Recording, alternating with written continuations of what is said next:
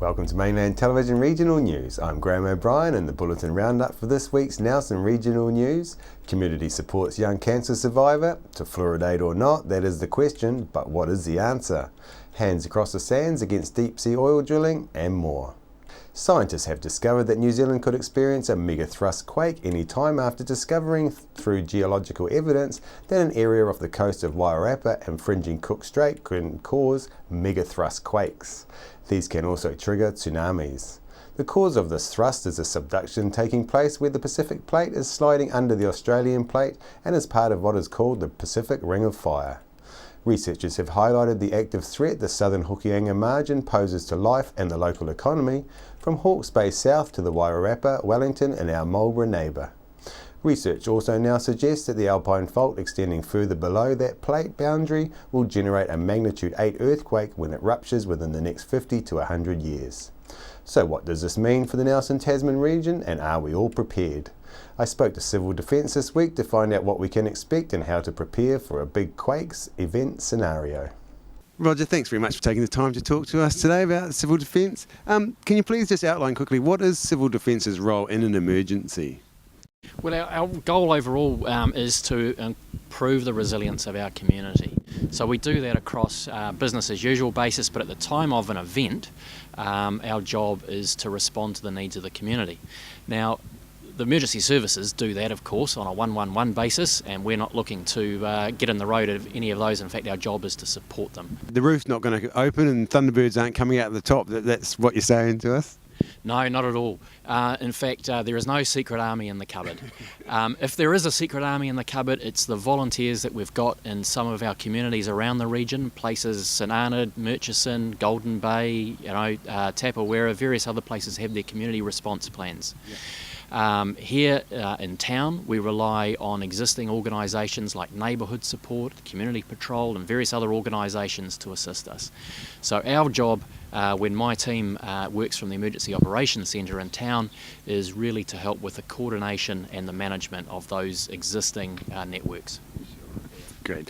And with all the small shakes going on, have you got any advice just to remind people what to do in this kind of situation? Yeah, so we've had a few wake-up calls lately and some very large earthquakes around our region. Look, the first thing I would say is to remind people, drop cover and hold. You know, we had a 6.2 here in the Nelson region a couple of weeks ago, and a lot of people did not get under their tables they should have.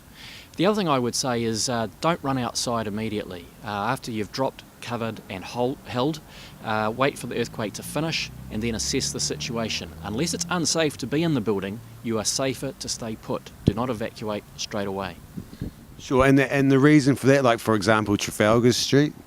Yeah, so I was on Trafalgar Street at the time in a building. We remained in place and I looked out the window and I could see people running out onto the street. And the experience that we know from Canterbury and other earthquake events is that that puts people potentially at risk. Unless you're unsafe in the building that you're in, you're better off to stay put. If you run outside, you're at risk of things falling on you. Sure, yeah, it's a good thing to remember. What should people have prepared in case of a civil emergency? Well, everybody should know, I think, about the importance of a 3-day kit minimum. Food, water, something for your pets, backup source of heating, cooking, but we also recommend that a couple of other things to think about. First of all, a plan. If you're at work and the kids are at school and somebody else is in another part of town, how are you going to reunite, get back together again and communicate if the power and the communications go down? And the other plug I'll put in is really for businesses, especially small businesses. You do need to think about the safety of your staff because these events will often happen during the working day and you need to be able to look after your people and your customers. Yeah, thanks Roger, that's really good advice. With the new information on this Alpine Fault subduction megathrust that's come from America, are there any new preparations or any different kind of advice you might have for people in such a major event?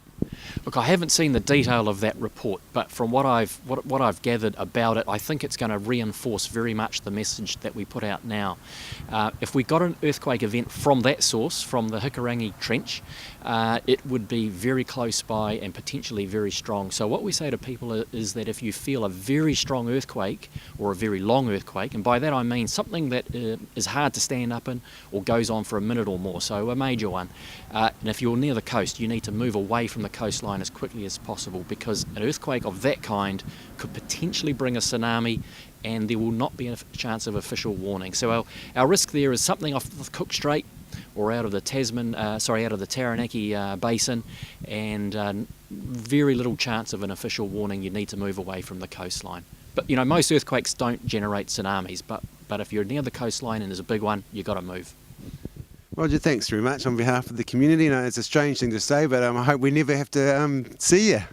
Look, we turn up to all sorts of events around the region with a smile on our face, and we're happy to do it. But yeah, I know what you're saying. Thanks very much, Graham.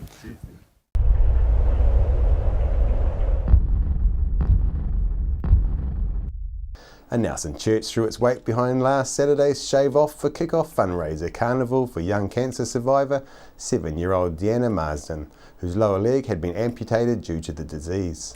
Prosthetic limbs do not come cheaply, and this brave young girl wasn't holding out for new toys, just hope for a new leg. The fundraiser proved to be a popular and entertaining event which achieved its goal of paying for a prosthetic limb for Deanna, and Lynette Salisbury was there to capture the action. I'm here today with Kirsty Tuff, who's the overseer of what's happening today at St Stephen's Anglican Church, Te Hunanui. Kirsty, tell us a bit about the activities going on today. We have a fantastic day here. We've got lots of things happening. We've got the bouncy castle, lucky dips, silent auction, the face painting, wacky hairs. We've got a few free activities with the kids making masks and a few cookie decorating and doing some stone decorating. We've got a juggler out there teaching the kids how to juggle. We've got Devonshire tea, hot coffee. How much more do you want? That's great. So then tell us, the big question is, what is this money going towards? We are getting all this money together to go to our beautiful Deanna Marsden, and she is going to get a sports prosthetic leg out of it. So, okay, tell us a bit more about her story. So Deanna was diagnosed with a really rare form of cancer in her leg just before Christmas last year. She's all of 7 years old, so 4 days before her 7th birthday they amputated her leg.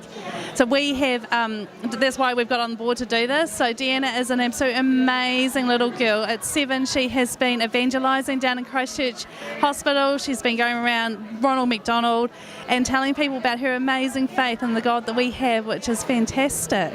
I'm here today with a very unministerial looking Nathaniel Peterson, who is in fact the minister here at St Stephen's Anglican Church in Te Hunanui. Nathaniel is wearing this hairdo today because he is just about to have the lot shaved off. Nathaniel, tell us about the ethos of Te Hunanui St Stephen's Church as it is different from other churches in the area. I think we've developed really strong love for this community. We're a community church. Our purpose, our reason for existing is to know God, make Him known, and so we do that by showing that to the community. And as you can see, probably behind me, we've got a lot of the community here and involved and today. So it's really great to see. Yeah. That's great. Are there any other initiatives going on through St Stephen's that you could tell us about? We have a lot of things happening through just week by week anyway, and so a lot of community type programs. So we've got a kids club on Thursday afternoons, after school club for the kids, and we've got a youth group Wednesday afternoons as well after school. And then we do also have quite a lot of involvement, or we have a person that works in the community support worker, who's also involved in the local school and things like that. So again, we're just trying to reach out into the community with the love of God and show that, yeah. And you'd say that's how to flesh out your faith on a day-to-day basis? It's really, yeah. We kind of put legs on our faith and roll our sleeves up. Barry, tell us, why go to all the trouble of having your head shaved off for Deanna? Why not just give money? Because it's a fun thing to do. and we just enjoy having fun together as a Christian group, as a church, and we think this is a great way of raising finance for Deanna for this surgery that she's had, and for the way in which she's for her future. And so we just like to do this as a lot of fun. I'm here today with DJ, mother to Deanna, who this day is in honour of. DJ, tell us how it feels for you to see all the support that there is here in Te Hunanui for you and your family, especially for Deanna.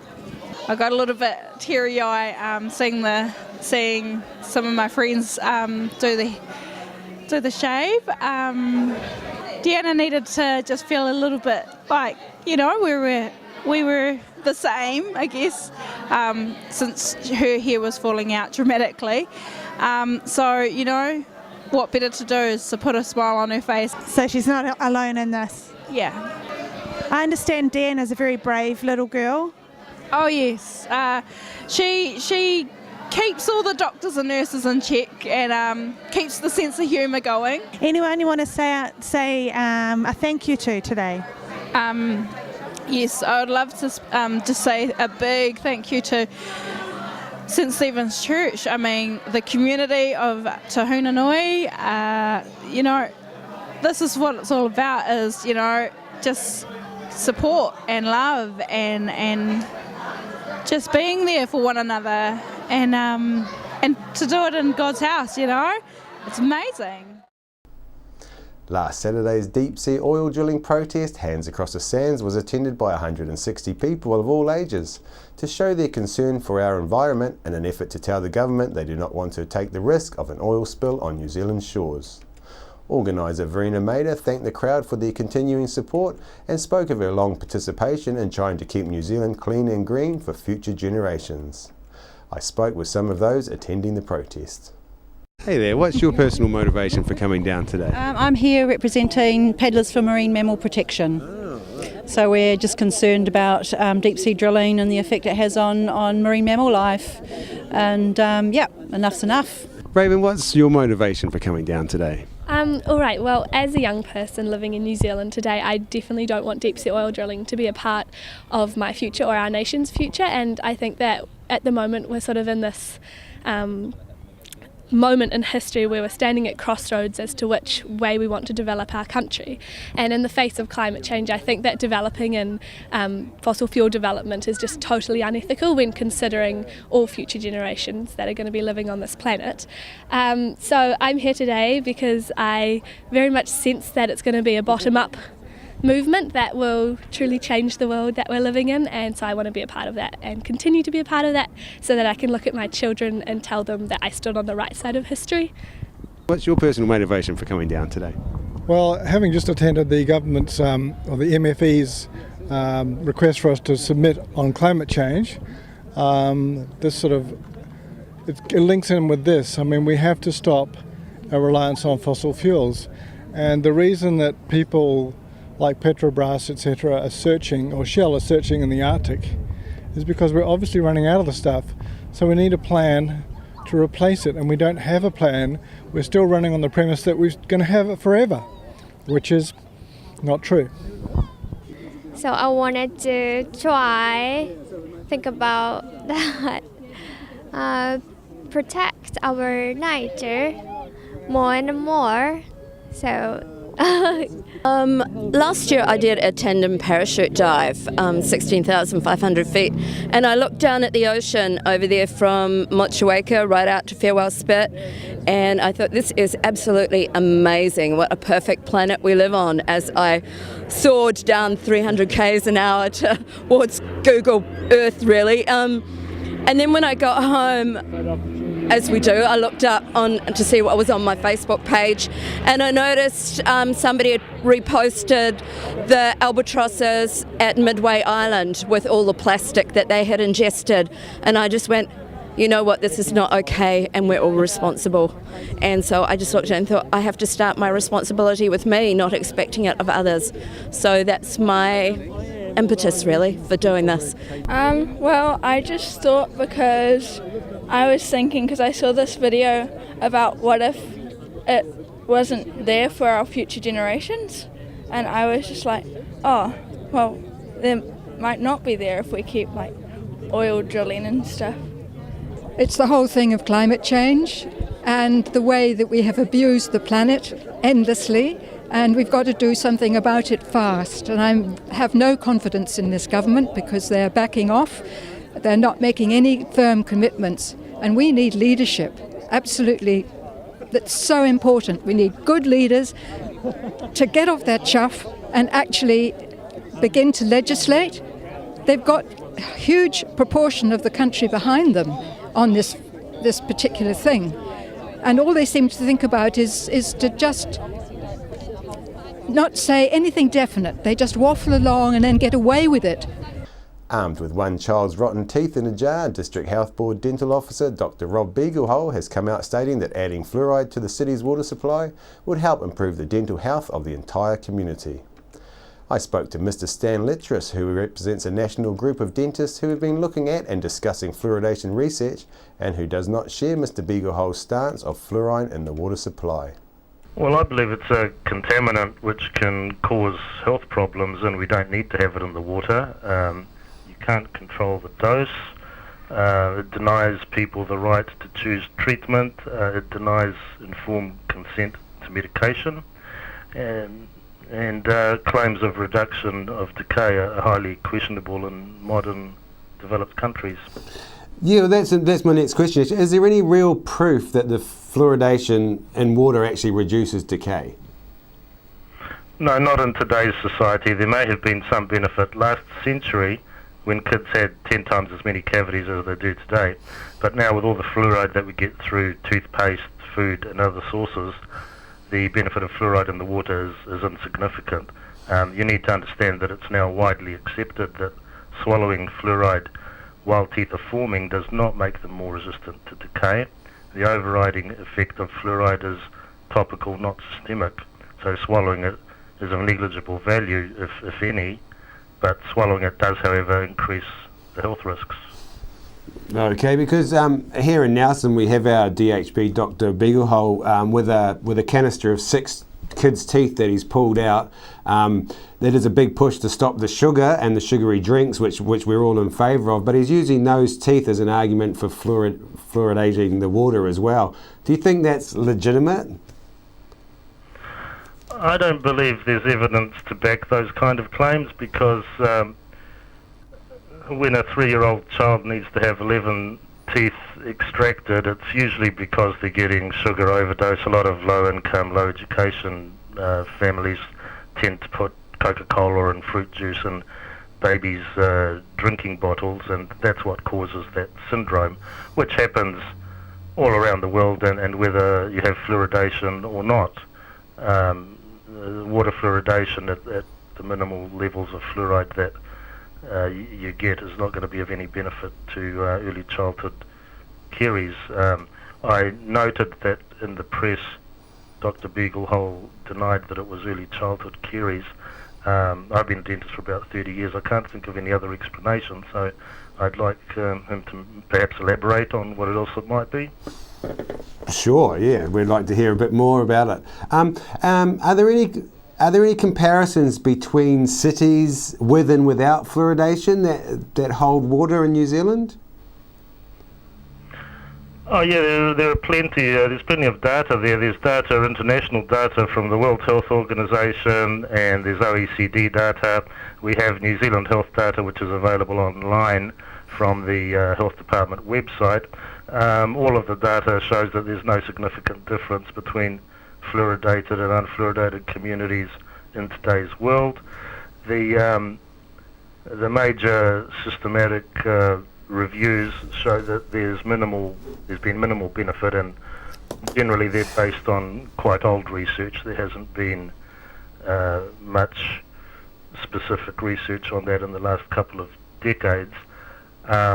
They also show that there is no compelling evidence of any benefit to adults of fluoridated water or of addressing inequalities.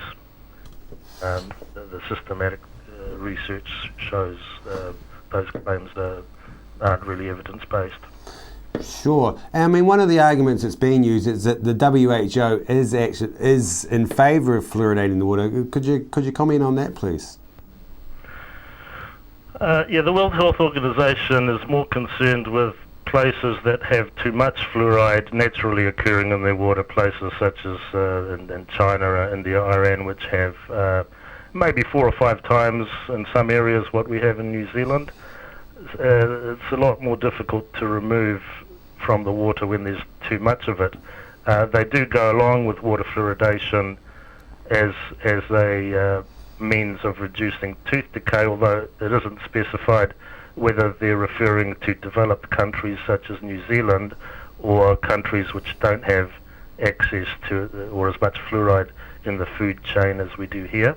However, the World Health Organization does suggest that if you're going to fluoridate the water supply, you need to be able to measure and monitor the total fluoride intake at the individual level to avoid problems from overdosing. We're not doing that here, and that's a concern. Wow, yes.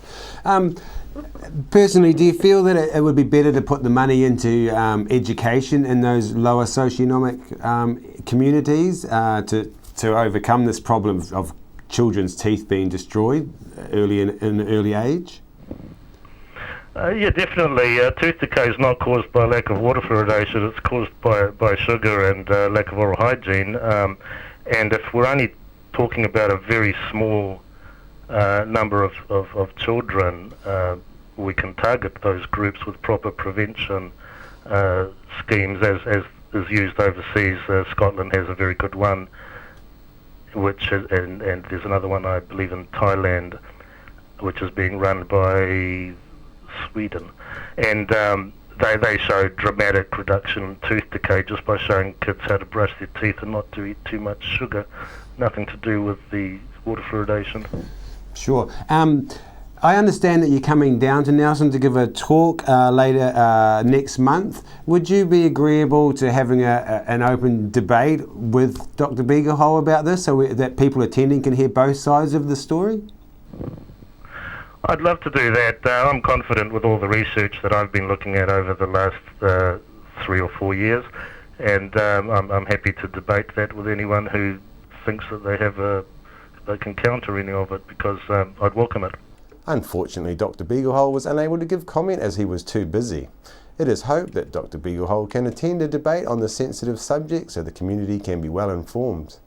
I asked people on the street their thoughts on putting fluoride in Nelson's water supply. Fluoridation of Nelson's water supply is a hot topic at the moment. What are your thoughts on this? I don't have a problem with it.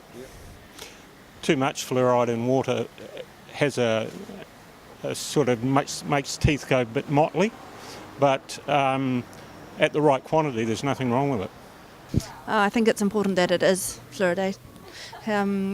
Kids' teeth need to be looked after, and it's an important way to help families get that focus and look after an important part of children's health. There are other people out there saying, well, no, actually, it's not that good for you. No. I come from the old school when fluoride was in the water, and to be honest, I think it actually helps keep the teeth white. But that aside, I think if people want fluoride, they can buy toothpaste with fluoride in it. The region's smoke-free RockQuest Heats were on last weekend, and young people turned out in force to support their favourite school band at Nelson's Theatre Royale on Saturday evening. Teenagers without tickets were left queuing at the door, hopeful of someone leaving after the event was a complete sellout. We caught up with one Motueka High School band, Rekindled Pursuit, whose performance won them a place in next weekend's Smoke-Free RockQuest final with a rousing performance that had the crowd enthusiastically behind them. Our next act from Motueka High School, it's Rekindled Pursuit!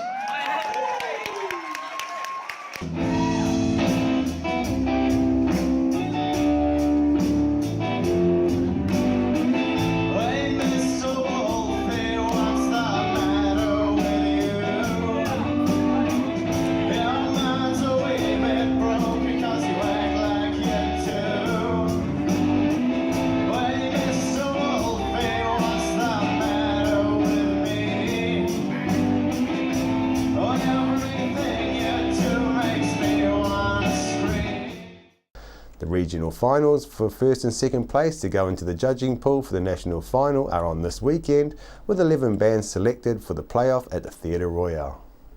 After the break, we'll bring you the latest weather update and some events and happenings coming up from around the region.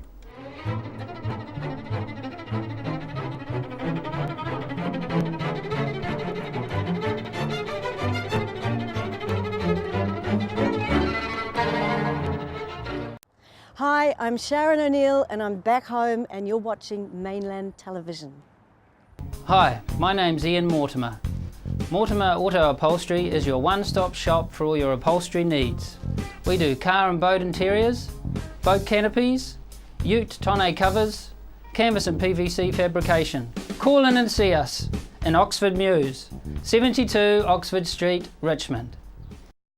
Why would you want to pay as much as $1,000 for a single bed mattress when you can buy a high quality locally made mattress like this for as little as $220? And a queen size mattress could cost you in excess of $3,000, but at Nelson Beds you could have a mattress like this as low as $425. So why would you go out and spend a fortune on your child's bedroom when you can come to Nelson Beds and buy a complete single mattress and base set, a 7-drawer Scotch chest, a headboard and a 3-drawer bedside cabinet for as little as $979? So call and discuss our custom manufacturing options and local after sales service at Nelson Beds, Nelson's only bedding manufacturer.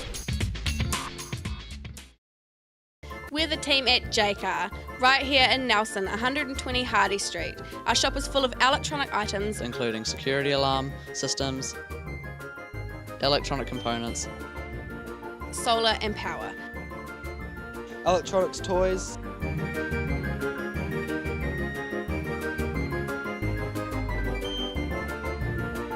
sound systems, cables, and much, much more. Jaycar. 120 Hardy Street, Nelson.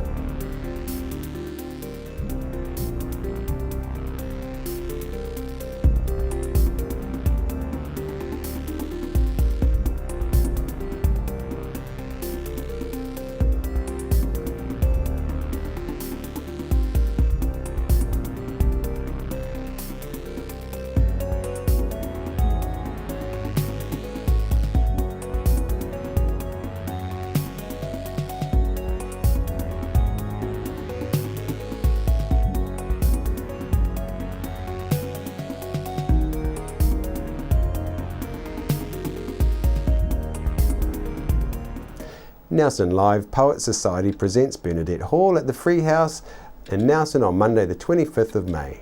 There's music from 6:45 with Honey Simpson and an open mic session from 7 p.m. There's a featured poet, Lindsay Wood, from 7:20 p.m. and guest poet Bernadette Hall from 7:45. Open mic session 2, poems and songs from 8:15 p.m. It's a Koha entry. On behalf of the team here at Mainland Television News, thank you for joining us.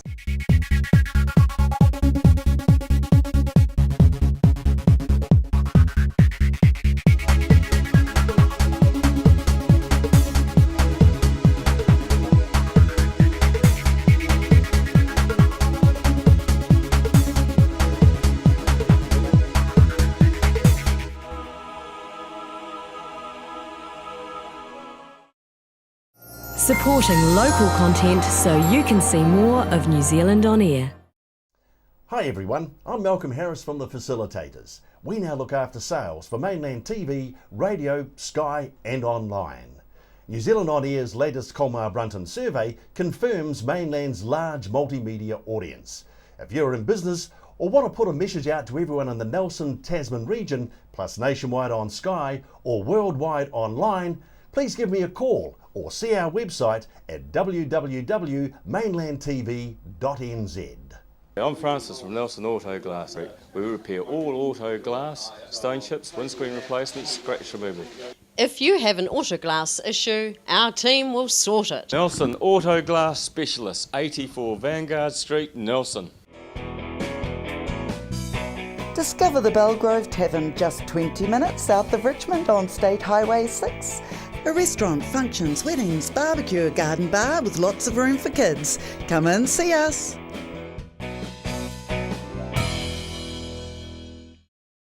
Nelson Tire Center. Great prices, great service. Buy your own Bryford trailer. All types, all sizes. See Colin Douglas for your tires and batteries.